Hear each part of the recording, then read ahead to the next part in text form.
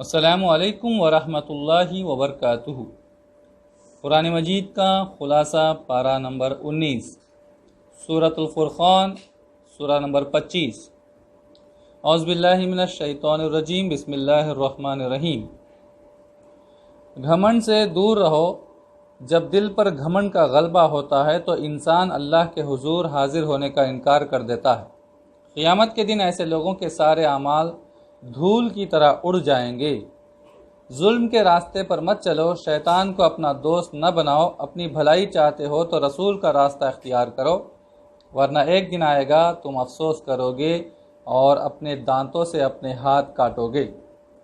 قرآن کی ناقدری نہ کرو، ورنہ قیامت کے روز پیغمبر اپنے رب کے حضور تمہارے خلاف فریاد کریں گے۔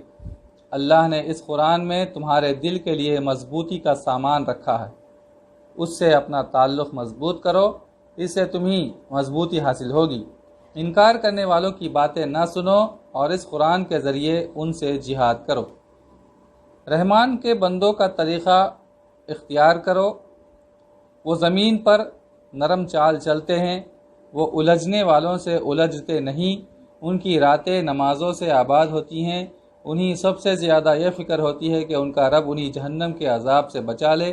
وہ خرچ کرتے ہیں تو صحیح جگہ خرچ کرتے ہیں، وہ اللہ کے ساتھ کسی اور کو نہیں پکارتے، وہ انسانی جان کا احترام کرتے ہیں اور بدکاری سے دور رہتے ہیں، وہ جھوٹ کے گواہ نہیں بنتے اور فضول چیزوں سے اجتناب کرتے ہیں، وہ اپنے رب کی آیتوں کو شوق سے سنتے ہیں اور ان سے اثر لیتے ہیں۔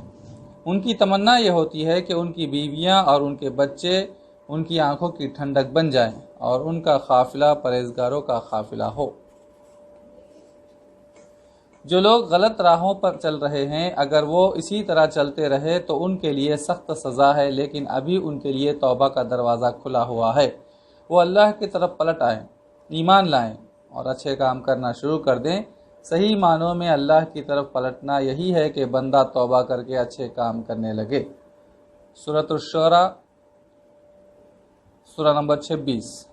جس طرح حضرت موسیٰ علیہ السلام فرعون کے پاس گئے تھے، تم بھی ظالموں کے پاس اللہ کا پیغام لے کر جاؤ، انہیں سمجھاؤ کہ اللہ کی ناراضگی سے بچیں، ظالموں سے ڈرو نہیں، یقین رکھو اللہ تمہارے ساتھ ہے۔ جادوگر جب ایمان لائے تو ایسا سچا ایمان لائے کہ لمحے بھر میں ان کی دنیا بدل گئی۔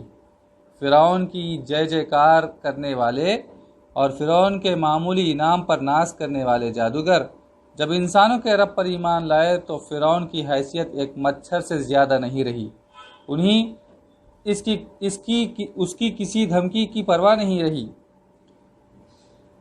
ان پر تو بس ایک ہی دھن سوار تھی کہ ان کا رب ان کے گناہ معاف کر دے۔ حضرت ابراہیم علیہ السلام کی بھی اولین تمنا یہی تھی کہ اللہ قیامت کے دن ان کی غلطیاں معاف کر دے۔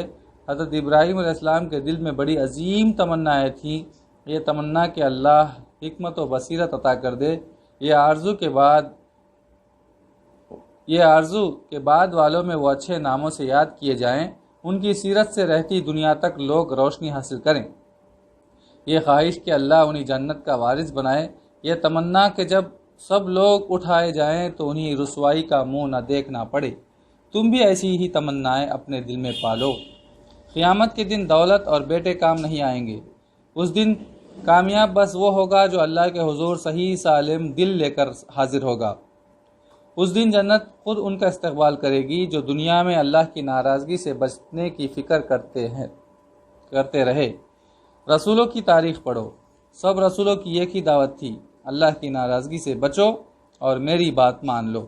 سب نبی پورے اعتماد کے ساتھ کہتے کہ میں ایماندار پیغمبر ہوں اور کوئی ان کی ایمانداری پر انگلی نہیں اٹھا سکتا تھا۔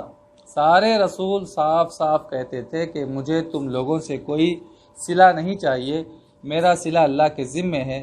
سب رسول اپنی قوم کے لوگوں کو برے کاموں کے برے انجام سے ڈراتے اور انہیں محبت و دل سوزی سے سمجھاتے۔ رسولوں کی قوموں کا انجام بھی دیکھو، کس طرح انہوں نے نہایت ڈھٹائی سے رسولوں کو جھٹلایا، اپنی طاقت کے نشے میں آ کر حق کا انکار کرتے رہے اور زمین میں بگاڑ پھیلاتے رہے۔ آخرکار اللہ کے عذاب نے انہیں تباہ و برباد کر دیا۔ حق بات قبول کرو، اکثریت کا منہ مت دیکھو۔ رسولوں کی تاریخ بتاتی ہے کہ ماضی میں جن قوموں پر عذاب آیا ان کی اکثریت ایمان نہیں لائی تھی۔ رسولوں نے کبھی اس بات کی پرواہ نہیں کی، وہ دین پر ڈٹے رہے اور دین کی طرف بلاتے رہے۔ اللہ کے عذاب سے ڈرو اور اللہ کے ساتھ کسی کو معبود نہ بناؤ۔ اپنے قریبی رشتہ داروں کو بھی خبردار کرو۔ جو لوگ ایمان لائیں اور دین پر عمل کریں ان کے لیے اپنے شانے جھکا دو۔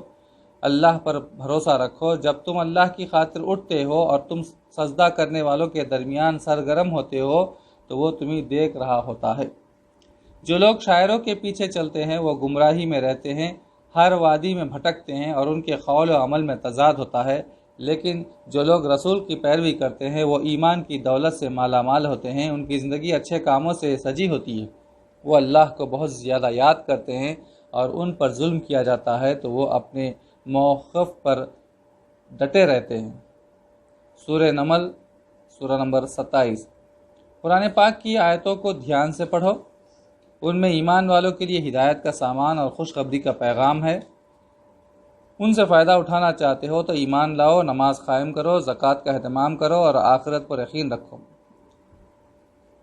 حضرت سلیمان علیہ السلام کو بس یہ فکر رہتی کہ اللہ کی نعمتوں کا شکر ادا کرنے میں کوئی کمی نہ رہ جائے۔ انہیں یہ دھن سوار رہتی کہ ایسے اچھے کام کرے جو اللہ کو پسند آ جائیں۔ تخت و تاج اور مال و زر کے ہوتے ہوئے وہ اپنی اصل خوش نصیبی یہ سمجھتے کہ اللہ انہیں اپنی رحمت سے اپنے نیک بندوں میں شامل کر دے۔ حضرت سلیمان علیہ السلام ہر نعمت پر اللہ کو یاد کرتے اور کہتے کہ یہ میرے رب کا فضل ہے، وہ مجھے آزمانا چاہتا ہے کہ میں شکر کرتا ہوں یا ناشکری۔ حقیقت میں خدا ترس انسان وہ ہے جو دولت اور اقتدار کے گھمنڈ میں گرفتار ہونے کے بجائے یہ محسوس کرے کہ یہ سب کچھ اس کے لیے ایک امتحان ہے۔ انسانوں کو کیا ہو جاتا ہے کہ اللہ کو چھوڑ کر اس کی مخلوق کو سجدہ کرتے ہیں؟ وہ اللہ کو سجدہ کیوں نہیں کرتے جو پوری کائنات کا خالق، مالک اور کارساز ہے؟ بات یہ ہے کہ جب شیطان غلط کاموں کو خوش نما بنا کر دکھاتا ہے تو شیطان کی پیروی کرنے والے اس کے جھانسے میں آ جاتے ہیں۔ شیطان انہیں سیدھے راستے سے روک دیتا ہے اور وہ زندگی بھر غلط راہوں میں بھٹکتے رہتے ہیں۔ ملک سبا کی ملکہ کو جیسے ہی احساس ہوا کہ وہ شرک کر کے ظلم کے راستے پر چل رہی ہے، فوراً تائب ہو گئی اور اللہ کے سامنے خود کو جھکا دیا۔ سمود کے لوگ بھی ظلم کے راستے پر تھے مگر وہ زمین میں فساد اور بگاڑ پھیلاتے رہے۔ انہوں نے رسول کی بات نہیں سنی، الٹے ان کی جان کے دشمن ہو گئے۔ اللہ نے انہیں تباہ کر کے رکھ دیا۔ حضرت لوط علیہ السلام کی قوم نے بدکاری کا راستہ اختیار کیا، اللہ کے رسول نے سمجھایا تو رسول کا مذاق اڑایا، اللہ نے ان سب پر عذاب کی آندھی بھیج دی۔ وآخر الدعوانا الحمدللہ رب العالمین۔